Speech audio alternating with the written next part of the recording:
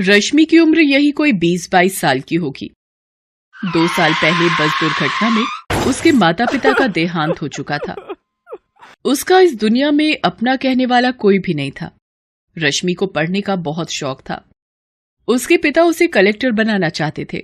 उन्होंने रश्मि की पढ़ाई में कोई कसर नहीं छोड़ी। मगर उनकी अचानक हुई मौत से जैसे रश्मि के सारे सपने बिखरने लगे।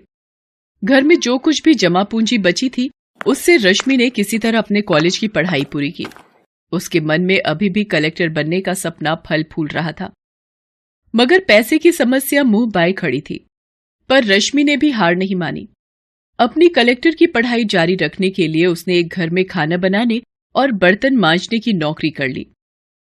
जब उसके दोस्तों ने कहा, अरे रश्मि, तू पढ़ी लिखी ग्रेजुएट होकर अब बर्तन मांजने और खाना बनाने का काम करेगी? कोई भी काम छोटा या बड़ा नहीं होता, और फिर ये काम मैं अपना जीवन गुजारने के लिए नहीं, बल्कि अपने सपने को पूरा करने के लिए कर रही हूं। फिर रश्मि ने काम शुरू कर दिया। दिन भर वो जी तोड़ मेहनत करती और शाम को घर आकर पढ़ाई करती। जहां वो काम करने जाती थी, वहां से उसका घर करीब 5 मील पर था। तेज चलने पर भी 9 बजे रात से पहले घर नहीं पहुंच पाती थी। रात को लालटेन के सामने थकी हारी पढ़ने बैठती और ना जाने कब सो जाती, उसे पता ही नहीं चलता।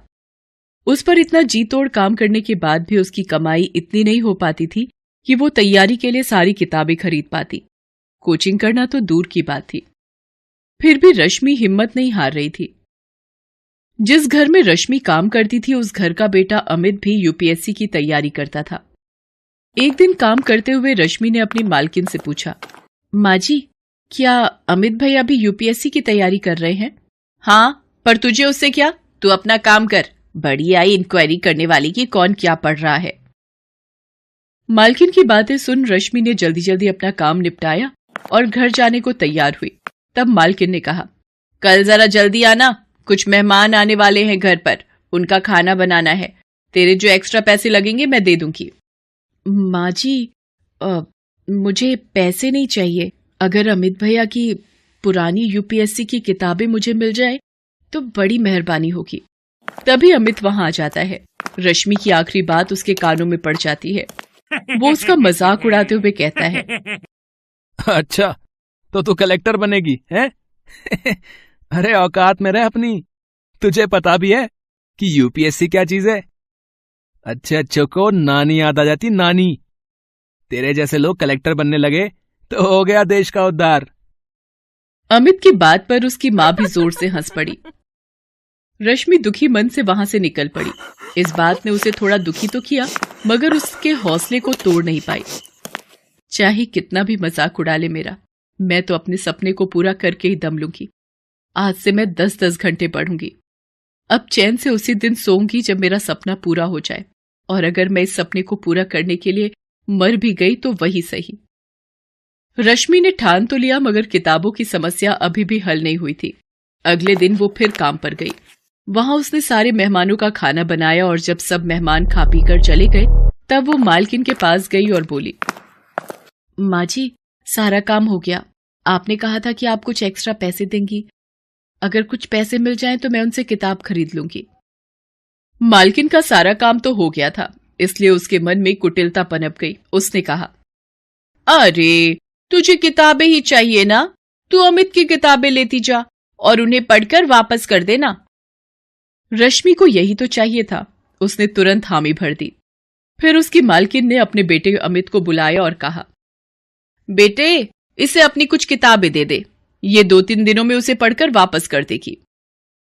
मां के कहने पर अमित ने अपनी कुछ किताबें लाकर रश्मि को दे दी। इसके बाद तो जैसे ये सिलसिला ही चल पड़ा। मालकिन रश्मि से मनचाहे काम करवाती और बदले में उसे कुछ किताबें पढ़ने को मिल जाया करती थीं। मालकिन को इसमें अपना फायदा नजर आता था। उधर किताबें मिलने से रश्मि में एक नया जोश भर गया। अब वो दुगने उत्साह से अपनी तैयारी करने लगी। अमित की वो किताबें जो अलमारी में रखी धूल खा रही थीं, उनके भी भाग्य जाग गए।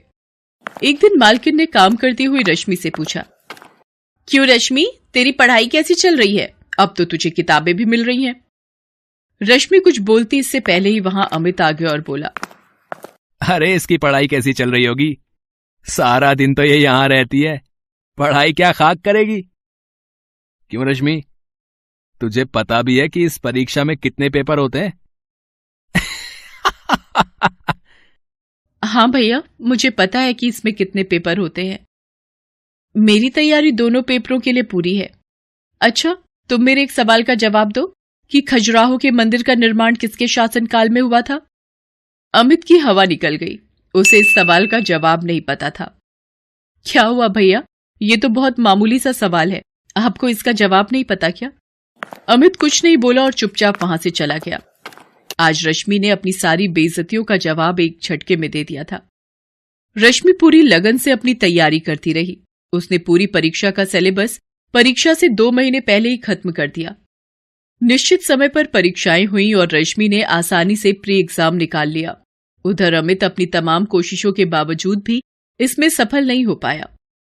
रश्मि ने प्री की अपनी सफलता की बात किसी को नहीं बताई। जब तक मैं इंटरव्यू नहीं पहुंच जाती तब तक किसी को यह सब बताना ठीक नहीं है। इस तरह लगातार परिश्रम करते करते रश्मि ने मेंस की परीक्षा भी पास कर ली। अब सिर्फ इंटरव्यू देना बाकी रह गया था। इंटरव्यू से एक दिन पहले, देख रश्मि, कल अमित का जन्मदिन है, काफी सारे मेहमान आने वाले हैं, तू जरा जल्दी आ जाना। लेकिन माँ जी, कल तो मेरा आना मुश्किल है, कल मेरी आखिरी परीक्षा है। हाँ, बड़ी आई परीक्षा देने वाली, जितना बोला उतना कर। अगर कल तू नहीं आई तो फिर तुझे दोबारा यहां घुसने नहीं दूंगी। रश्मि ने मालकिन की बात नहीं मानी और निश्चित समय पर इंटरव्यू देने गई। मालकिन ने उसी दिन दूसरी नौकरानी रख ली। आने दो उस नवाबजादी को पगार मांगने, ऐसी खरी खोटी सुनाऊंगी कि जिंदगी भर याद रखेगी। मगर रश्मि उस दिन के बाद फिर कभी उस घर में नहीं गई। ईश्वर ने उसके भाग्य में कुछ और ही लिख रखा था। इधर मालकिन उसे खरी खोटी सुनाने का इंतजार करती रही, उधर यूपीएससी की परीक्षा का परिणाम आ गया। रश्मि ने 67वें रैंक के साथ न सिर्फ ये परीक्षा पास की थी, बल्कि टॉप 100 में भी आई थी। शहर के सारे अखबार उसकी कामयाबी के किस्सों से भरे थे। अमित और उसकी मां ने जब अखबार के पहले पन्ने पर रश्मि का नाम और उसकी प्रशंसा देखी तो उनके मुंह खुले के खुले रह गए। कल तक उनके घर में काम करने वाली ने आज अपनी मेहनत के दम पर वो मुकाम हासिल किया था कि अमित और उसकी मां जैसे लोग उसके आसपास भी नहीं फटक सकते थे। उधर रश्मि आज बहुत खुश थी। आज उसकी सफलता ने न सिर्फ उसका और उसके पिता का सपना पूरा किया था, बल्कि अमित और उसकी मां जैसे लोगों के मुंह पर ताले भी लगा दिए थे, जो किसी की हैसियत देखकर उनके दिमाग का अंदाजा लगाते हैं।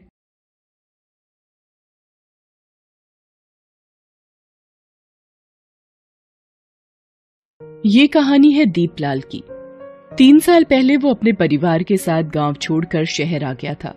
उसके परिवार में उसकी पत्नी कमला और 6 साल की बेटी मीना थी। दीपलाल एक ठेकेदार के नीचे काम करता था और बस स्टैंड के पास ठंडे पानी का ठेला लगाया करता था। ठंडा पानी, ठंडा पानी, ठंडा पानी, गर्मी को दूर भगा लो, ठंडे पानी से अपनी प्यास बुझा लो। 2 रुपए, 2 रुपए, 2 रुपए, सिर्फ 2 रुपए। चिलचिलाती गर्मी है, सड़कें लगभग सुनसान हैं। इक्का दुक्का लोग ही आ जा रहे हैं। 1-2 ग्राहक भी उसकी दुकान में पानी पीने आते हैं और पानी पीकर चले जाते हैं। लेकिन दीपलाल अपनी आवाज लगाना नहीं छोड़ता। थोड़ी देर में एक हाथ रिक्शे वाला जिसका नाम जगन है, वो उसके पास आता है और अपना पसीना पोंछते हुए कहता है, अरे दीपलाल, फटाफट ठंडा पानी पिला दे यार भाई। ये ले जगन, ये ले। काम बहुत मंदा है दीपलाल। इस कोरोना बीमारी के कारण लोग बहुत कम नजर आ रहे हैं भाई। बहुत बुरा हाल है जगन भैया। सुबह से मात्र 20 रुपए कमाए हैं। कुछ समझ नहीं आ रहा, ऐसे में घर कैसे चलेगा। सुनना, कुछ पैसे उधार देना यार, अगले महीने लौटा दूंगा। अरे सबका बुरा हाल है दीपलाल। मेरे पास ये देख, मात्र 50 रुपए है। इसी में दाल और चावल खरीद कर ले जाना है। मैं तो सुन रहा हूं कि फिर से लॉकडाउन लगने वाला है। अरे शुभ शुभ बोल यार, ऐसा हुआ तो सड़क पर आ जाएगा मेरा पूरा परिवार। तभी एक ग्राहक उसकी दुकान पर आया। वो मोबाइल से बातें करते हुए दीपलाल से पानी मांगता है और वो फोन पर बातें करने लगता है। अरे तुम भी कमाल करती हो, टीवी नहीं देखा क्या? 2 दिन बाद फिर से लॉकडाउन लग जाएगा। तुम सारे जरूरी सामान की लिस्ट भेज दो, मैं शाम को सब लेता आऊंगा। दीपलाल ने जैसे ही ग्राहक के मुंह से लॉकडाउन की बात सुनी, उसका कलेजा मुंह को आ गया।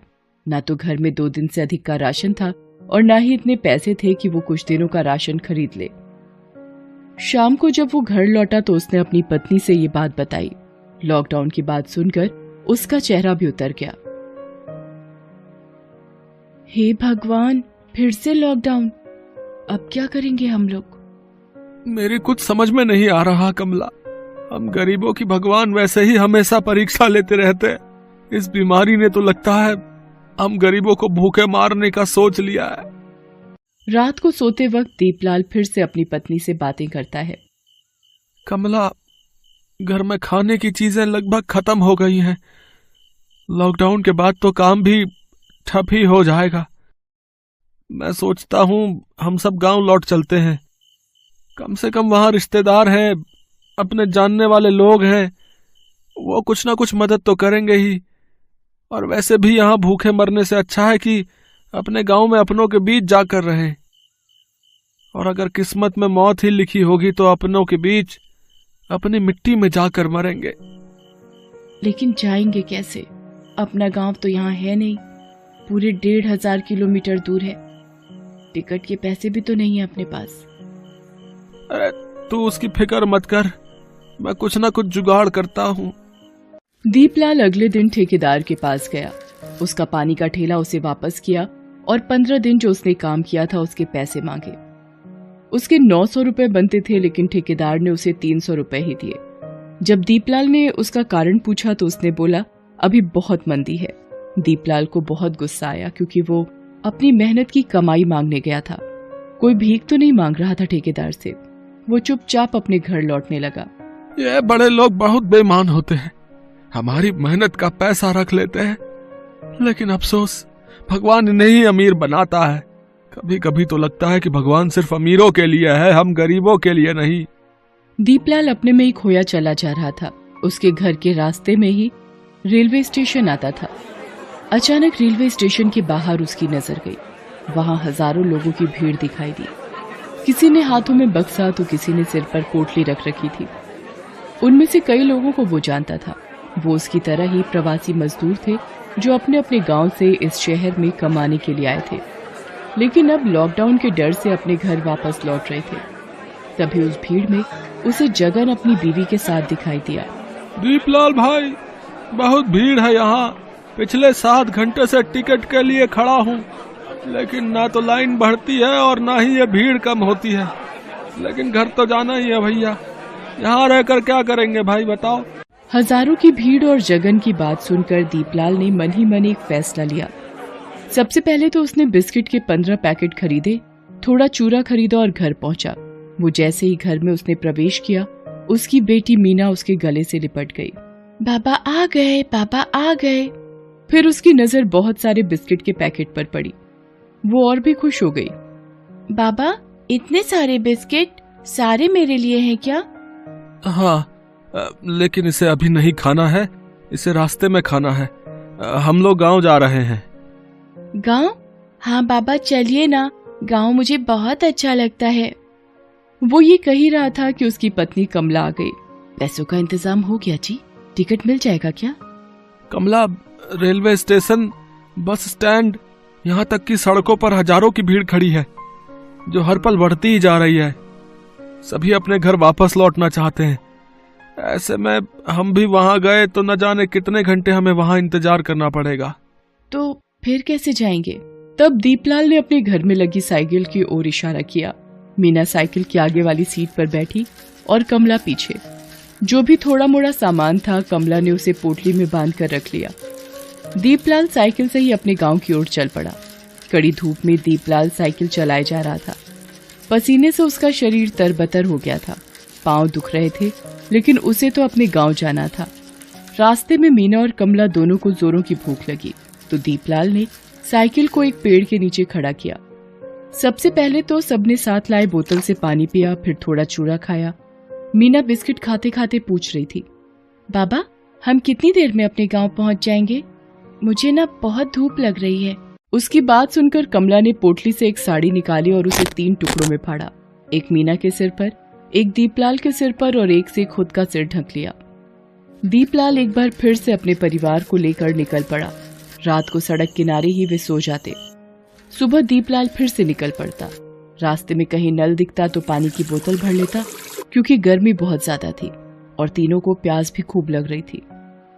3 दिन बीत गए। दीपलाल लगातार साइकिल चला रहा था।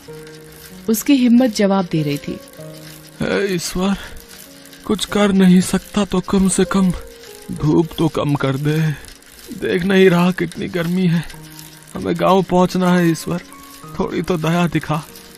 गर्मी के कारण उसका सिर भी चकरा रहा था, लेकिन वो किसी भी तरह अपने घर पहुंचना चाहता था। इस बीच साथ लाए सारे खाने पीने की चीजें खत्म हो गई। मीना बार बार भूख भूख कह रही थी, लेकिन रास्ते में ना तो कहीं कोई दुकान खुली थी और ना ही जेब में पैसे थे जिससे वो कुछ खरीद पाता। रास्ते में पानी की बोतल भरता और वही खुद भी पीता और मीना को पिलाता। काश पानी से लोगों की भूख मिट जाती तो लोगों की बहुत बड़ी समस्या हल हो जाती। इस बीच चौथे दिन रास्ते में उसे पुलिस वालों की गाड़ी लगी दिखी। एक पुलिस वाले ने उसे रोका और डांटते हुए कहा, अरे अरे, कहाँ चल दिया इस तरह? तुझे पता नहीं लॉकडाउन लगा है? अपने गांव जा रहा हूँ साहब। गांव? कहाँ है तेरा गांव? अभयपुर है साहब। मजाक करता है तू हमसे? अभयपुर यहाँ है? अरे यहाँ से 800 किलोमीटर दूर है अभयपुर। साहब, बस ट्रेन सभी जगह बहुत भीड़ है, पैसे भी जेब में ना के बराबर है, तो क्या करता साहब, इसलिए साइकिल से ही अपने गांव जाने के लिए निकल पड़ा। पुलिस वाले को उसकी बात पर अब भी विश्वास नहीं हुआ और उसने गुस्से में आकर उसे एक डंडा मार दिया। वो दूसरा डंडा मारने वाला था कि उसने देखा कि कोई उसके पैर पकड़कर बैठा है। वो मीना थी। साहब, मेरे पापा को मत मारिए ना, वो झूठ नहीं बोल रहे हैं। हम अपने गांव ही जा रहे हैं। पिछले 4 दिनों से वो लगातार साइकिल चला रहे हैं। वो बहुत थक गए हैं। भगवान के लिए उन्हें मत मारिए ना। ये कहकर मीना बेहोश हो गई। लगातार भूखे रहने और गर्मी के कारण उसका ये हाल हुआ था। पुलिस वाले को मीना की यह हालत देखकर उस पर दया आ गई। पहले तो पानी के छींटे से उसे जगाया, फिर पूरे परिवार को पुलिस वालों ने भरपेट खाना खिलाया। साहब, आप लोगों का एहसान मैं जिंदगी भर नहीं भूल पाऊंगा। भूखे को खाना खिलाने से बड़ा पुण्य और क्या हो सकता है साहब। लेकिन अब हमें इजाजत दीजिए, हमें अपने गांव पहुंचना है। जरूर इजाजत देंगे, लेकिन अब तुम लोग साइकिल से अपने गांव नहीं जाओगे। हमारे साहब ने तुम लोगों के लिए गाड़ी की व्यवस्था कर दी है, तुम लोग उसी से जाओगे, ठीक है? ये सुनकर दीपलाल और कमला फूट फूट कर रोने लगे। मीना की भी आंखों में आंसू थे। अगले दिन वे अपने गांव पहुंच गए। गांव के पेड़, वहां की मिट्टी, वहां की हवा, सबने उनका स्वागत ऐसे किया जैसे कोई बिछड़ा हुआ फिर से वापस लौट आया हो। दीपलाल ने अब कभी भी गांव से बाहर ना जाने का सोचा। वो वहीं सब्जियां उगाने लगा। कमला भी उसकी मदद करती। वे सभी अपने गांव वापस आकर बहुत खुश थे। Thanks for watching.